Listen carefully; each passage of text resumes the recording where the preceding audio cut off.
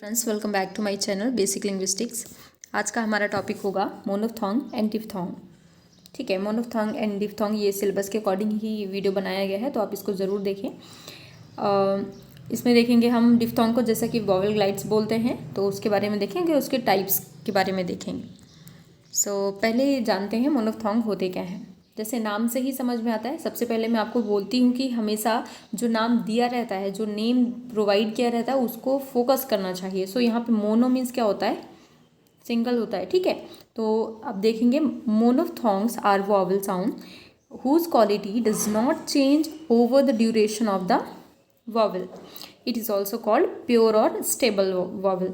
तो क्योंकि ये जो मोनोफ्थोंग ऐसे वॉवल्स होते हैं, वॉवल साउंड्स होते हैं जिनकी क्वालिटी चेंज नहीं हो सकती है, वो स्टेबल वॉवल कहलाते हैं या प्योर वॉवल कहलाते हैं। ठीक है, और the monophthongs are vowel sounds with one vowel element. सिर्फ एक वॉवल एलिमेंट के साथ रहेगा, तो एक है ना, वन वॉवल मतलब मोनो। ठीक है, तो एक वॉवल एलिमेंट्स के साथ रहेगा, that is the lips and the tongue will assume one shape and position respectively.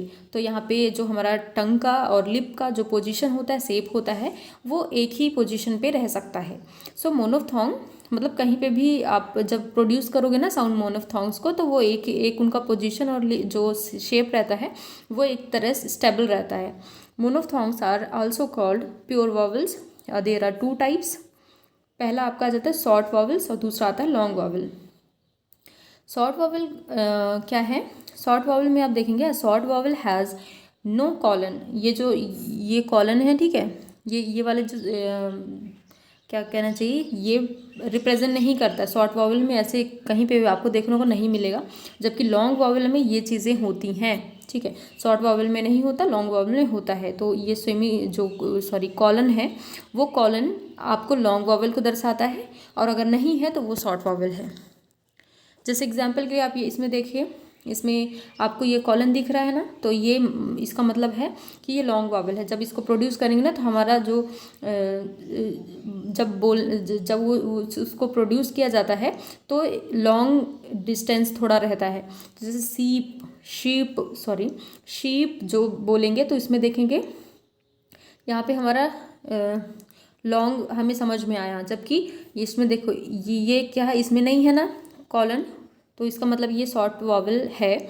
और शॉर्ट वॉवल को जैसे प्रोड्यूस करेंगे, तो इस वर्ड को प्रोड्यूस करेंगे तो कैसे करेंगे? Ship, right. और इसको करेंगे तो शीप। तो एक तरह से ये लॉन्ग है, ये शॉर्ट है, तो याद रखना। तो ये कॉलन का भी महत्व देखना, ये जब भी रहेगा तो ये लॉन्ग रहेगा, अगर नहीं है तो नहीं है। तो इसमें भी देखेंगे, इसका जो पैटर्न है कुछ इसी तरह से आपको देखने को मिलेगा। जैसे इसमें इसको प्रोड्यूस करेंगे तो गुड, ठीक है, ये शॉर्ट है।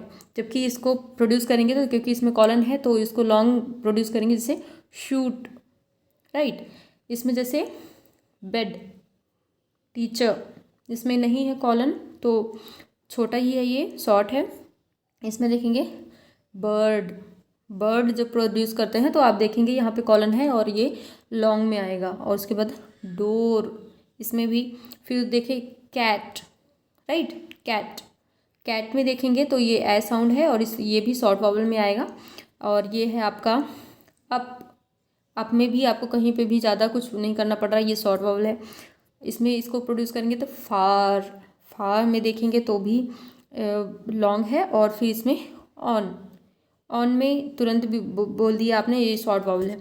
तो जहाँ पे भी देखेंगे तो, और बेसिकली ये आपके जो मोनोफ्थोंग को भी ध्यान रखना। यहाँ पे हमने शॉर्ट और लॉन्ग वॉवल की बात तो कर ली, लेकिन मोनोफ्थोंग भी अगर आप बात करें, तो ये जितने आपको यहाँ पे दिखने को मिल रहे हैं, ये हैं आपके मोनोफ्थोंग्स। ठीक है, मोनोफ्थोंग्स, और जिनके लिए सिर्फ एक ही लिप पोजीशन, एक शेप होता है।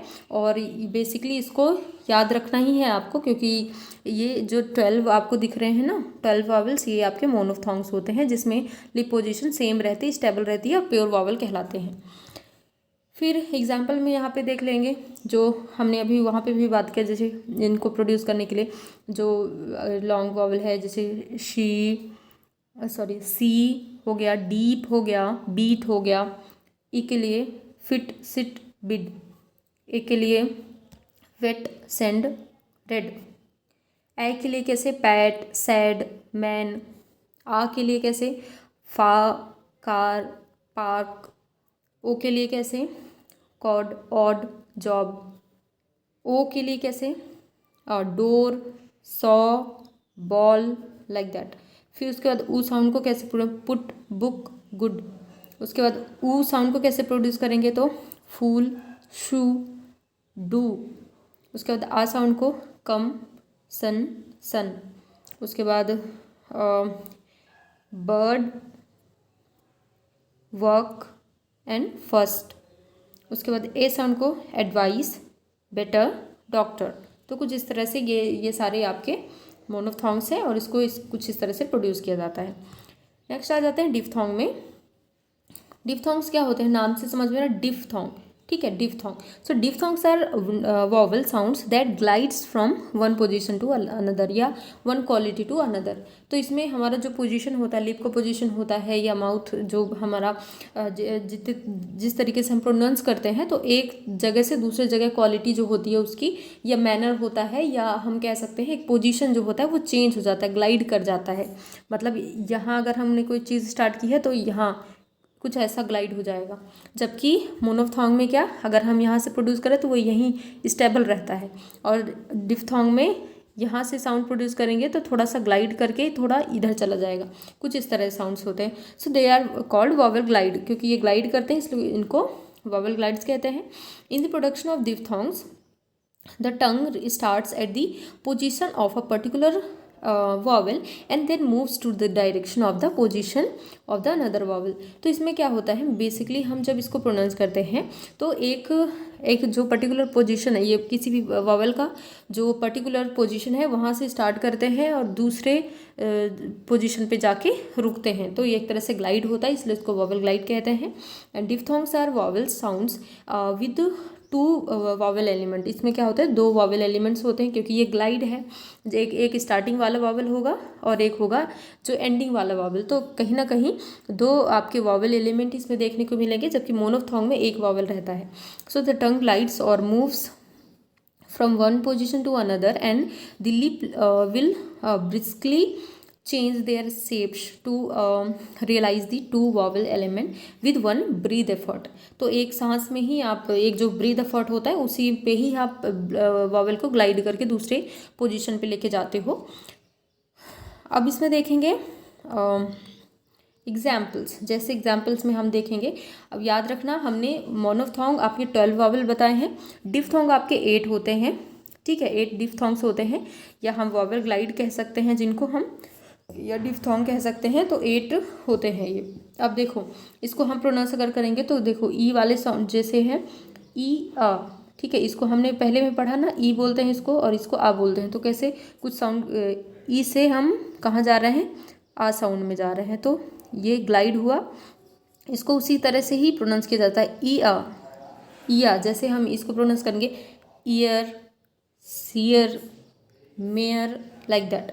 उसके बाद उआ, तो इनको याद करने का भी तरीका ये है, देखो लास्ट में आ वाले साउंड आ रहे हैं ना इनमें तीनों में, तो इनको याद रखना आ वाले साउंड। फिर ई, ये वाले ई वाले साउंड वाले आपके मिल जाएंगे 3, ठीक है। फिर उसके बाद ऊ वाले साउंड वाले 2 मिल जाएंगे, तो इसको याद रखने का कुछ इस तरह है, तो 6 और ये 2 8 हो जाएंगे।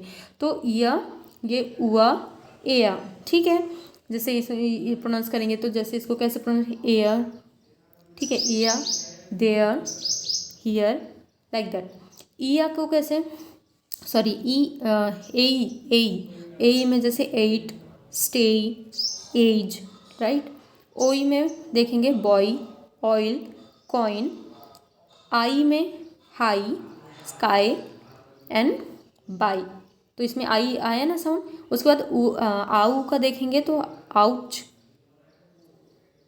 How, loud. उसके बाद आऊ का क्या होगा, नो, लो और शो। तो कुछ इस तरह से हैं, 8 है, याद रखना, थोड़ा सा ध्यान में रखेंगे तो याद हो जाएगा, कोई ज़्यादा वो नहीं है। आप इनको याद रखिएगा, जिसमें आ साउंड होते हैं 3 होते हैं, लास्ट में आ आएगा। 3 ऐसे होते हैं जिसमें लास्ट में ई आएगा, और 2 ऐसे होते हैं जिसमें ऊ आता है लास्ट में। यहाँ पे इनको भी डिफ्रेंशिएट किया गया है एक्चुअली। सो यहाँ पे सेंट्रिक वॉवल है और closing vowel, sorry centric diphthongs है और क्लोजिंग डिफ्थोंग्स है। नाम से जैसे समझ में आ रहा है सेंट्रिक, और ये हमें जो भी सेंट्रिक है लास्ट में आपका आ साउंड देगा, क्योंकि आ आपके सेंटर में देखो, इसको प्रोनाउंस करेंगे तो